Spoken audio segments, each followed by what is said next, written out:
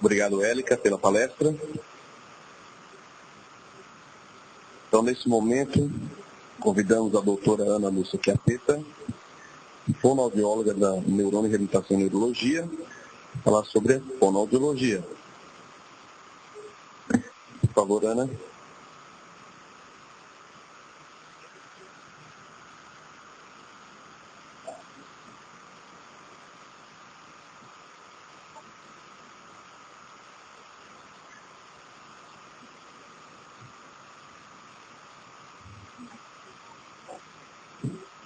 Bom dia a todos. É um grande prazer, mais um ano, estar aqui com vocês. A esclerose lateral amiotrófica tem sido uma constante na minha formação e no meu dia a dia. Desde que me formei, isso em 1987, eu comecei já a ter um encontro com a neurologia. Em 1988, junto com a doutora Cari, nós começamos os primeiros cuidados terapêuticos ao paciente com esclerose lateral amiotrófica. Então, já faz um certo tempo que no meu dia a dia eu venho procurando o que mais nós podemos oferecer para vocês. E desde então, temos tido grandes ganhos. Se a gente voltar há muito tempo atrás, onde nós não tínhamos nenhuma sonda flexível para oferecer. Eu lembro que quando chegou a sonda do Bosch, que era uma sonda flexível, foi um grande estrondo dentro da área médica, até que ensina um pouco mais de conforto no nosso dia a dia. E de lá para cá, nós temos grandes cuidados paliativos. Nós temos tido uma sonda mais flexível, nós temos tido a gastroscomia, nós temos tido a ventilação não invasiva, que não era pertinente na época, nós temos tido hoje em dia assistentes de tosse. Mas ainda hoje, o que fica perguntando é por quê? As pessoas ainda chegam no meu consultório e perguntam assim, por que eu não falo? Ou por que eu tenho dificuldade para falar? Por que eu tenho dificuldade para deglutir? Por que eu tenho dificuldade para me locomover? Então eu vou voltando um pouquinho, nos últimos 2 anos eu vim com temas diferentes.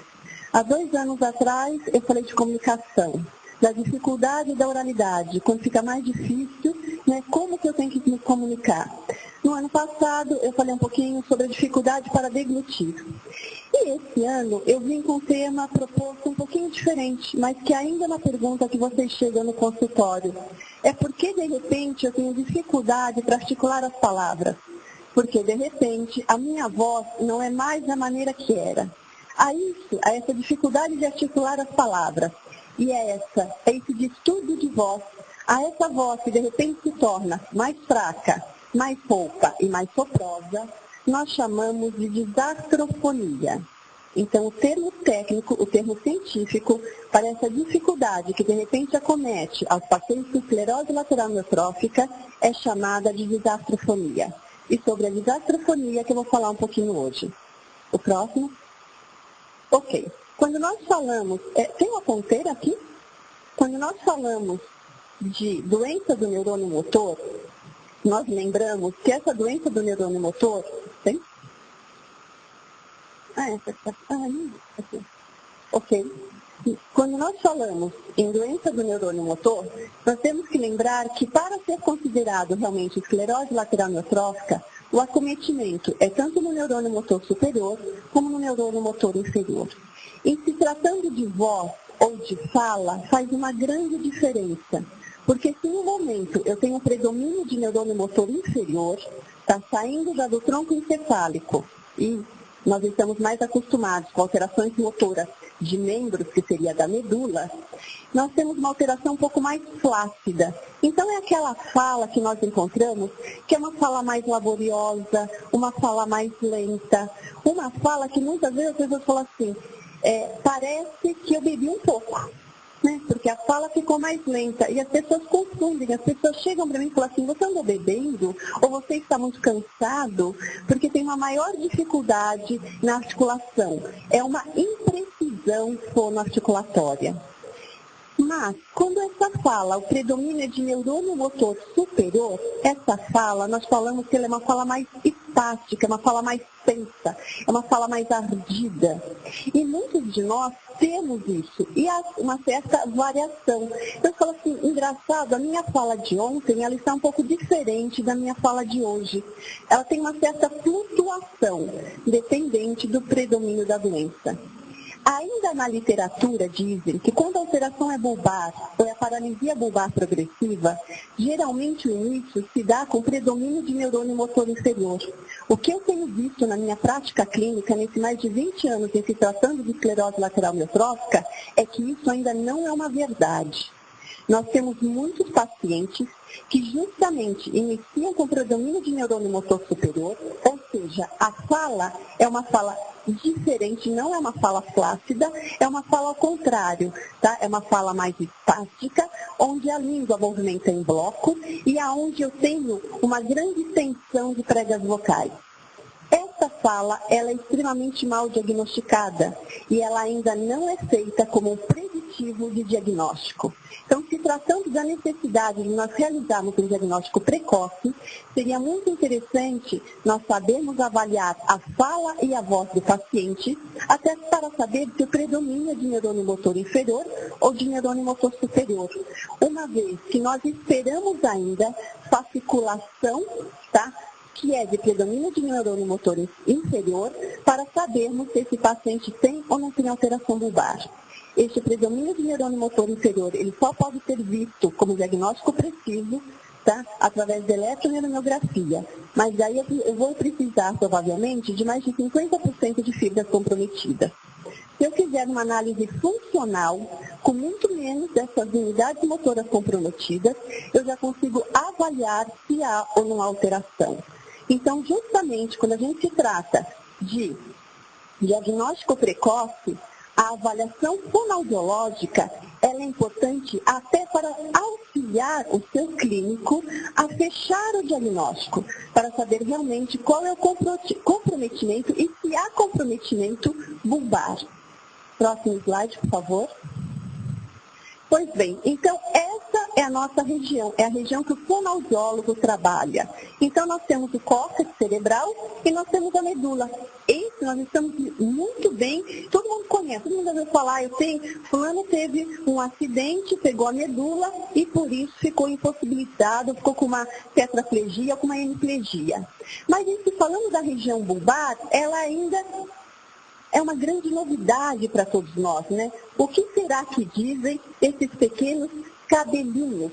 Né? Parecem realmente, imagine que esses filamentos, esses cabelinhos que saem da região anterior do bulbo, eles são nada mais, nada menos que os corpos celulares das nossas unidades motoras.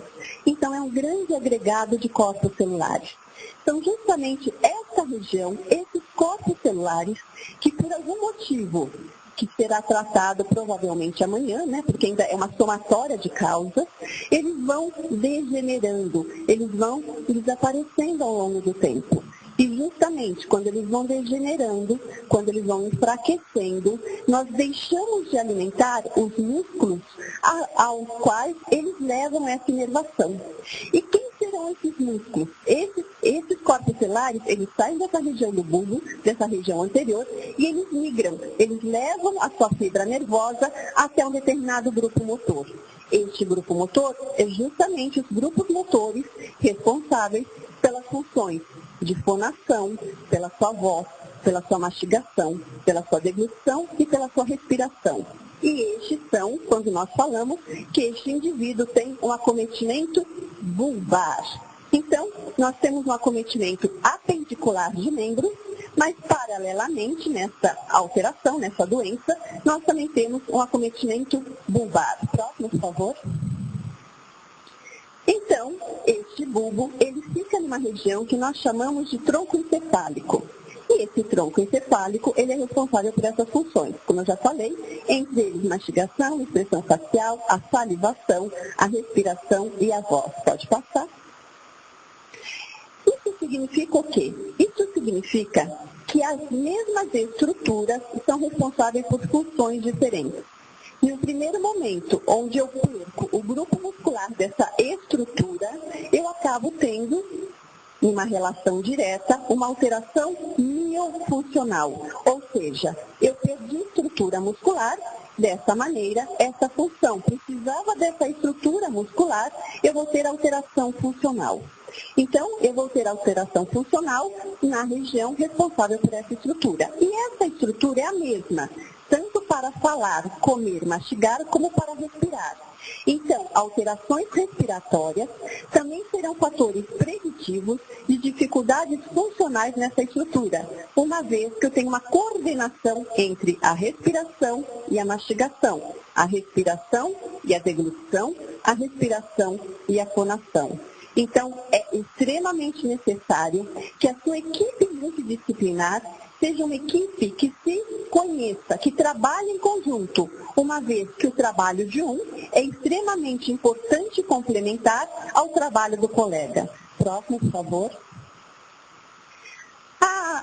A professora, a doutora Tatiana, falou hoje sobre integração sensório-motora, sobre a nossa necessidade de trabalhar estímulos sensoriais e a nossa necessidade de trabalhar propriocepção, mesmo sabendo que é uma patologia, que a parte sensorial está íntegra.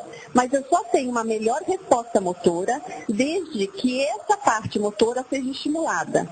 E essa resposta motora, ela muitas vezes se dá através de um input sensorial. Então, se eu quero um output, se eu quero uma saída motora, eu preciso aumentar meu incremento na minha área sensorial. Pode passar? Tá? Então, o que nós realizamos nas nossas terapias, sejam elas terapias fonoaudiológicas, sejam elas terapias fisioterápicas, de terapia ocupacional, nós estamos o tempo todo, através de uma estimulação periférica, aumentando essa saída motora, procurando melhorar essa motricidade. Pode passar?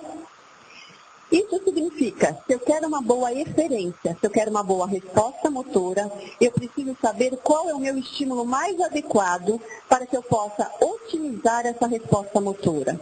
Então, é necessário que o seu terapeuta, acima de tudo, conheça a fisiopatologia da esclerose lateral amiotrófica, porque nós sabemos que nós trabalhamos com unidades motoras e essas unidades motoras, elas sofrem uma desnervação, uma vez que ela perde o seu corpo celular. Mas ela também consegue realizar uma reinervação, ou seja, o corpo celular, ele é capaz de abraçar outros grupos motores. Então, eu preciso saber como favorecer essa reinervação e manter este platô de reinervação para que eu não sobrecarregue essas unidades motoras, provocando uma nova desnervação. E dessa maneira, poder aumentar a sobrevida funcional dessa estrutura muscular. Pode passar?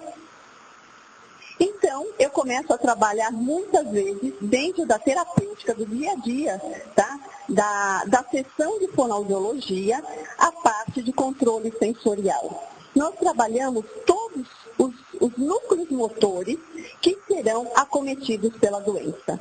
Entre eles, nas funções de mastigação, deglutição, nós temos o trigêmeo. Ele é um núcleo misto. Ao mesmo tempo que ele é sensorial, ele é motor. E justamente este trigêmeo, passa a próxima, por favor. Desculpa, era o facial ainda. Passa o próximo. Isso e o glossofaríngeo. Nós temos 3. Reparem que esses 3 núcleos motores, lembra aqueles cabelinhos que vocês viram na foto bulbar? São justamente aquela região. Tem a parte sensorial e tem a parte motora. Então, repara que eu só posso ter um estímulo motor desde que ele tenha sido acionado.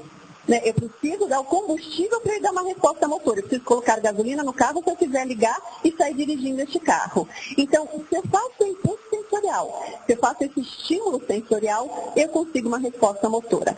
Reparem aqui, por exemplo, o impulso sensorial do glossofaríngeo. O glossofaríngeo é justamente responsável por essa região aqui mais baixa de laringe e faringe, que é justamente a parte que eu vou produzir a voz. Na minha prega vocal, eu preciso da prega vocal para produzir a voz. E daí, esse som que ele sai, ele vai ser articulado pelo movimento de língua, pelo movimento de lábios. E justamente aqui, olha, o glossofaríngeo, através de um toque, tá? Ele vai dar uma resposta. Eu tenho essa entrada nos pilares, nas tonsilas e na faringe e na laringe. Quando nós procuramos um clínico nos encaminham o paciente para que nós vamos auxiliar no fechamento do diagnóstico, geralmente ele quer saber, Ana, o que você considera através da sua avaliação? Tem um predomínio de neurônio motor superior ou inferior? E aqui nós vamos ver os reflexos. Se os reflexos por toque estão exacerbados, ou se esses reflexos estão diminuídos ou abolidos. E nós realizamos 4 reflexos principais. Um reflexo por toque laríngeo, um reflexo por toque faríngeo, geralmente feito através de um exame que chama nasofibrolaringoscopia, ou pelo fechamento exacerbado ou diminuído da mandíbula, o travamento, ou aquele reflexo que a gente fala de vômito, aquele exame bem desagradável, onde a gente coloca uma espátula lá atrás na garganta de vocês, e a gente vê, se a gente dá 2 voltas para a direita, 2 voltas para a esquerda e não acontece nada, é porque o reflexo está diminuído. No entanto, se a gente põe aquele pauzinho desagradabilíssimo lá atrás e vocês fazem, nem bem a gente colocou, significa que vocês estão com reflexo aumentado. Tá? Então, através desses 4 reflexos, que são um estímulo sensorial, nós conseguimos observar qual é a resposta motora. Da mesma maneira que isso é feito para diagnóstico, isso também é feito na conduta do dia a dia, para que a gente aumente ou otimize uma resposta motora. Pode passar. Então, a gente quer a resposta motora, a gente quer que esse músculo funcione. Pois bem, como que a gente vai trabalhar esse músculo?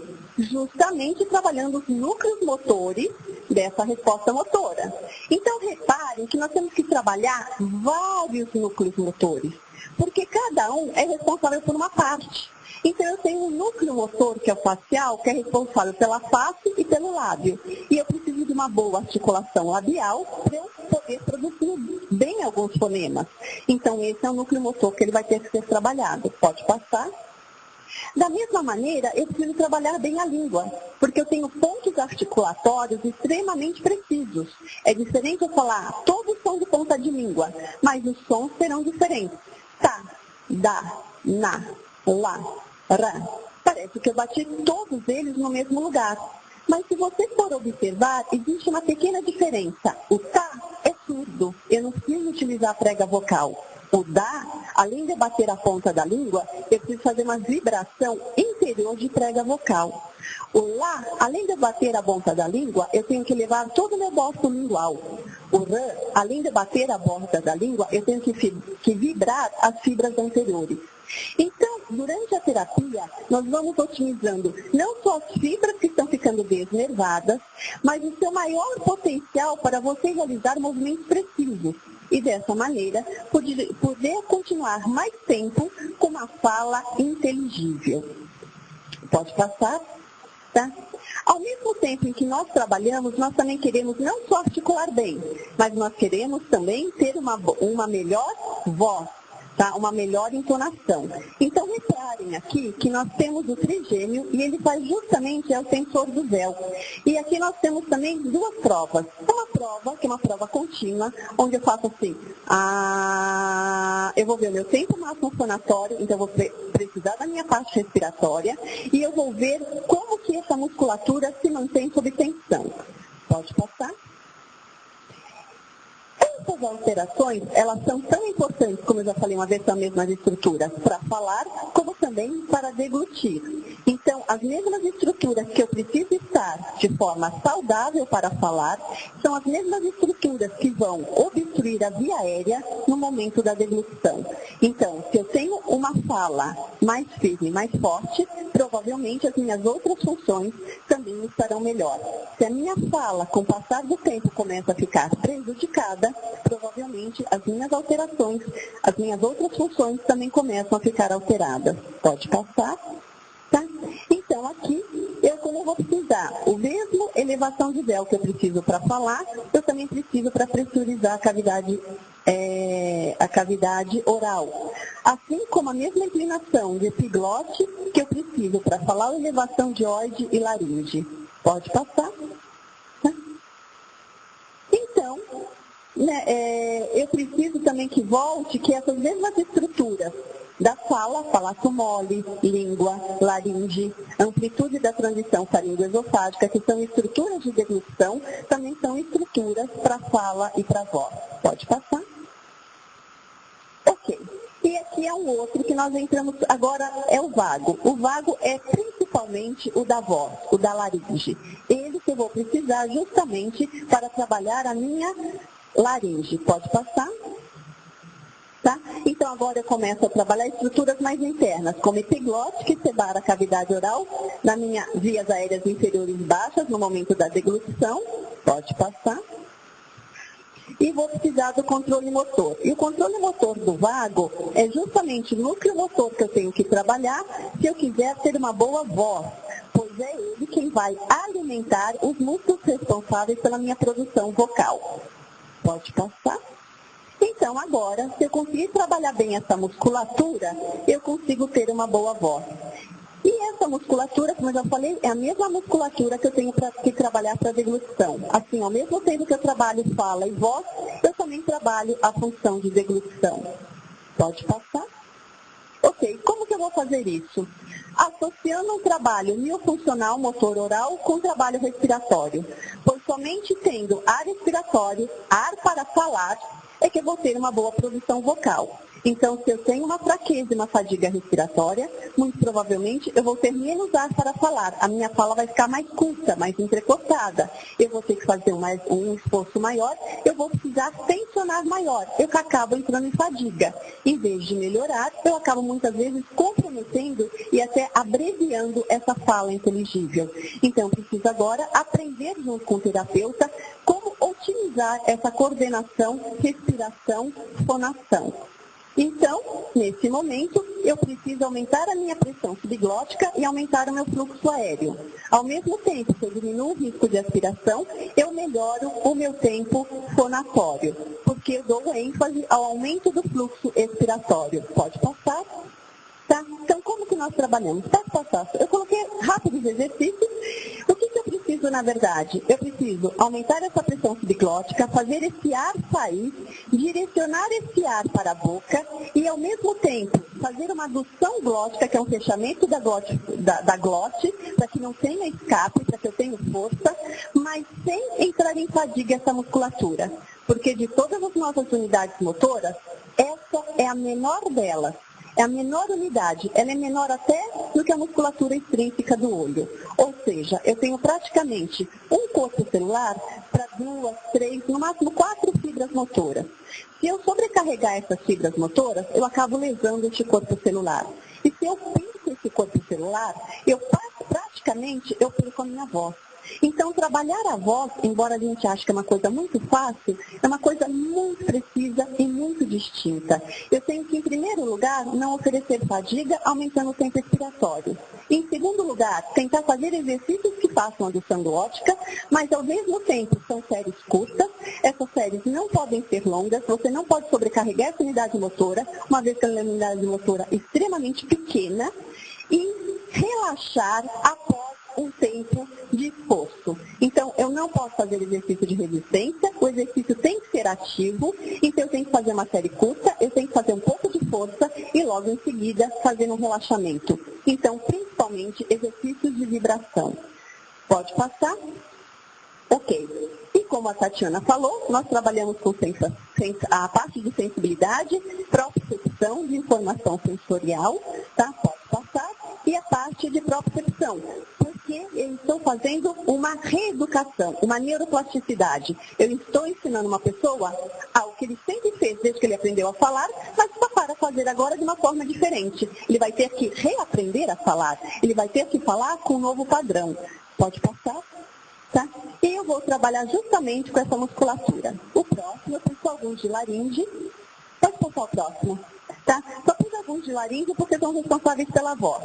Então, eu vou ter que, primeiro, ter mobilidade, vou ter que ter amplitude de movimento. Se eu quero caminhar, eu tenho que conseguir trocar um passo após o outro. A mesma maneira, se eu quero continuar falando bem, essa musculatura tem que ter amplitude de movimento. Eu tenho que ser capaz de vibrar essa prega vocal de uma maneira adequada. Logo em seguida, eu tenho que conseguir elevar, eu tenho que disparar, eu tenho que fazer o movimento, o próximo, tá? Eu tenho que fazer uma elevação. Pode passar o próximo. Só vou falar, junto com isso, eu vou fazer um exercício que vocês muito bem conhecem, que é o exercício de Anbu. Mas o Anbu agora, ele não está mais somente voltado para que aumente a troca de CO2, para que aumente a troca de oxigênio, liberando CO2 e trazendo oxigênio, ou para que eu faça uma reexpansão. Eu preciso agora adequar esses exercícios de Anbu ao direcionamento do fluxo aéreo oral, junto com os exercícios de vibração, tá? E eu tenho que dar intervalos. E o melhor relaxamento de prega vocal é o bocejo. E principalmente porque ele não oferece cansaço nenhum. Se eu falar aqui 3 vezes seguidas, boceje, boceje, boceje, assim, ó. Eu vou ver várias pessoas bocejando na plateia. Por quê? Porque é reflexo. Então, mesmo o meu paciente com a maior dificuldade física e motora, ele vai conseguir fazer o exercício de relaxamento, porque ele se dá de forma passiva. Então, eu vou, durante a terapia, todo mundo já está bocejando, né? Isso pega. Tá? Então, o que acontece? Eu associo os exercícios de respiração aos exercícios de laringe, aos exercícios de precisão fonoarticulatória, procurando assim manter de uma forma, durante um prazo maior, a inteligibilidade da fala do meu paciente. Pode passar? Tá? E aqui é só o planejamento, a maneira como a gente trabalha, com vários exercícios, passivo assistido ou ativo, o próximo. Tá? E lembrando justamente que eu trabalho com integração de funções. Então, como a estrutura é sempre a mesma, uma vez que eu trabalho fala, voz, eu também estou trabalhando a respiração e a deglutição. Próximo. Aqui é o meu contato. Quem quiser entrar em contato comigo, meu e-mail, ananeurone@gmail.com, tá? E aqui o endereço da Neurone, no lugar onde eu atendo os pacientes com esclerose lateral amiotrófica. Quem quiser conversar comigo, infelizmente, eu estou saindo daqui, eu não vou ficar muito tempo, eu vou ficar mais um pouquinho só. Depois eu vou justamente, estou viajando para o Rio de Janeiro, para dar 20 horas aulas de esclerose lateral amiotrófica. Mas agora para os cariocas. Muito obrigada e até logo.